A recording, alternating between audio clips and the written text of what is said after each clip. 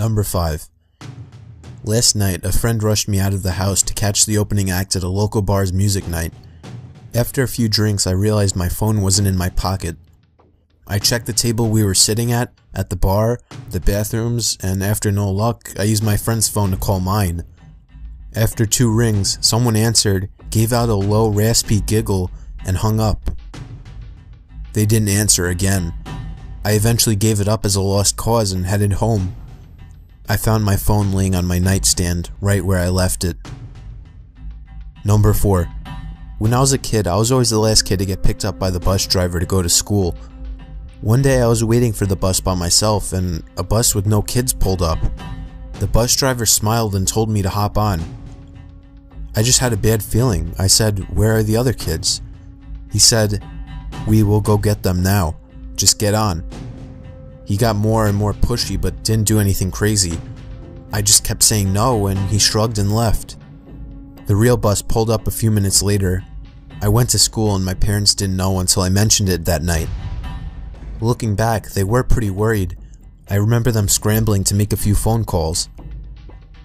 Number 3. A few years back, I rented an apartment from a friend of mine. He had recently bought it and had it completely renovated.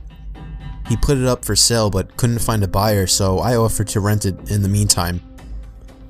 After moving in, I realized there was something wrong with the lady next door.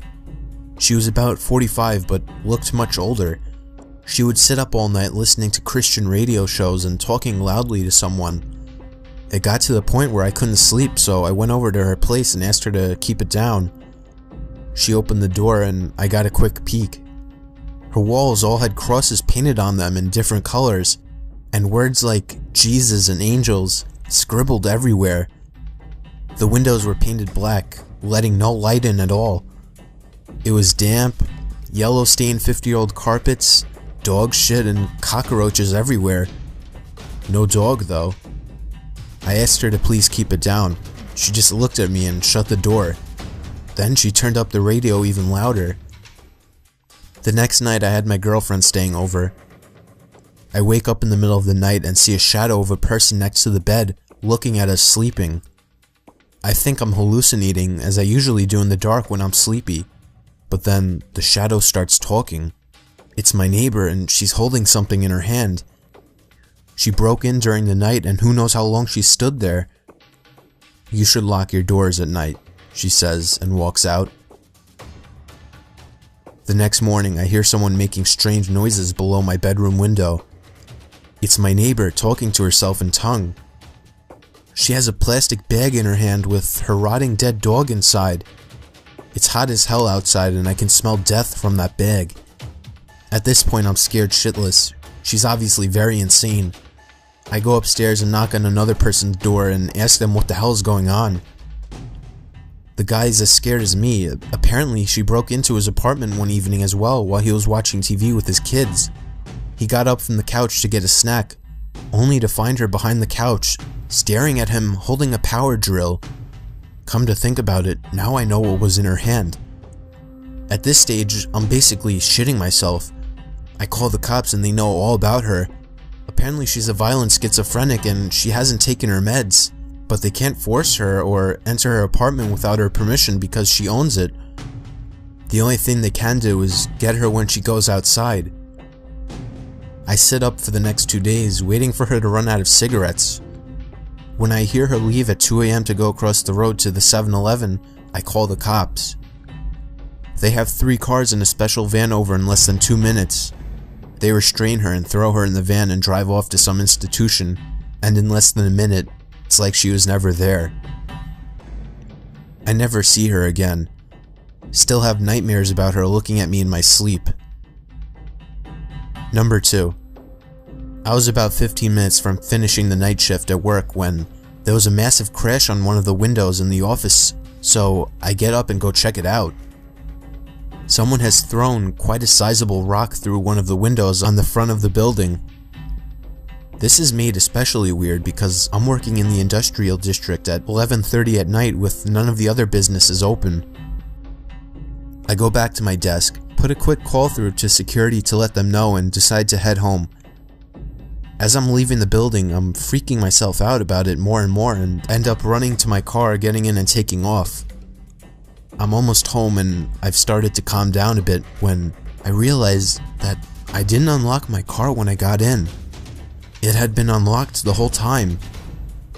I do a quick check with my hand in the back seat for any possible murderers that might be hanging around there, but there's nothing there. Fast forward about 30 minutes. I've called a friend of mine who says he's out drinking, so I decide I'm going to join him. I jump on my bicycle and start riding over. I'm doodling along the road on my bike. It's a nice night and I'm in no big rush, just enjoying the moonlight when I hear someone riding behind me. I straighten up and stick to one side of the road. He passes me really slowly, and when he's right beside me, he shoots me a smile, and I can describe it as purely insane.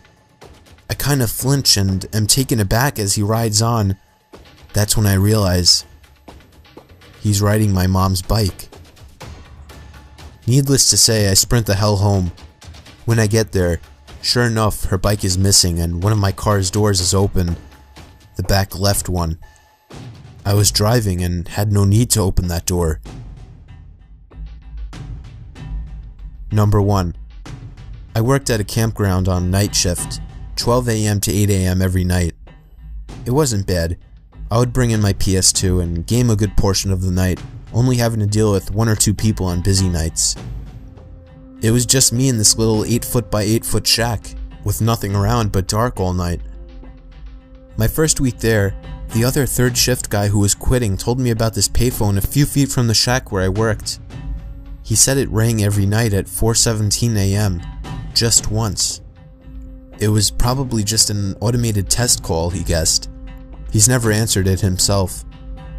I go for a few months with the job. It was the middle of the summer, so most nights I had the windows closed, so I couldn't hear the payphone go off. Mid-August, I started leaving the windows open during the night. Sure enough, at 4:17 a.m. every morning, the phone would ring once. The ring even sounded creepy, like the payphone was submerged in water and then put where it sat. One night I got up the nerve to answer it. I set an alarm at 4:15 and would go wait at the phone until it rang. When it did, I answered it, but there was no sound, just dead air like someone was on the other line but wasn't answering. I said hello a few times and hung up. I did this every night for a week with the same results. I didn't think anything of it and left it alone after that for about a month. The first week of October, I decided to answer the phone once again. I set my alarm and when the time came, I answered the phone. I repeatedly said hello into the phone. Then I heard what sounded like someone inhaling through clenched teeth. The voice that sounded was rough and sounded like he had gargled gravel. He said my name. My complete name. First, middle, and last. It was a voice I've never heard. My voice caught in my throat and I hung up. I rattled some change into the payphone and hit *69. The number had come from California.